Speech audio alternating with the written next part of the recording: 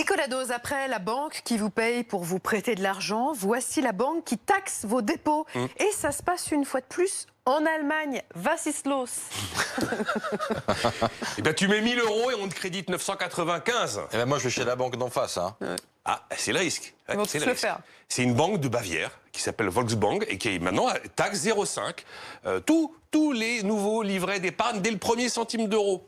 Et ils disent aux anciens clients, pour l'instant, vous, on vous épargne justement, mais tant qu'on peut le faire. Alors, on avait déjà vu des établissements qui taxaient des très gros clients entreprises ou des très gros clients privés avec des grosses fortunes, jamais dès le premier euro. Donc, bienvenue dans ce monde dont je vous parle si souvent des taux négatifs. Vous êtes un épargnant, eh bien, vous perdez de l'argent en épargnant, vous êtes un emprunteur et vous gagnez de l'argent en empruntant. On y est vraiment. Donc, on marche vraiment sur la tête. Totalement. C'est la BCE qui a provoqué ça. La BCE, elle impose à toutes les banques de la zone euro d'aller tous les soirs mettre les liquidités en excédent à la BCE à Francfort.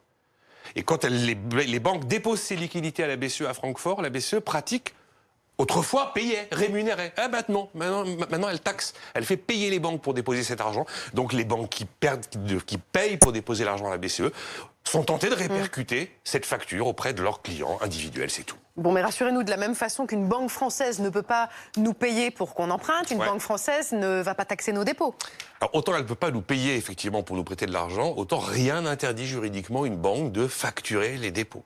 Alors, à Bercy, on dit jamais, jamais. À la Banque de France, jamais. Oui, mais il n'y a aucune règle juridique qui l'empêche. En fait, toutes les banques en rêvent de taxer les dépôts. Aucune n'ose passer à l'acte à cause de ce que Christophe disait. Évidemment, celle qui commence à taxer, tous les clients vont partir.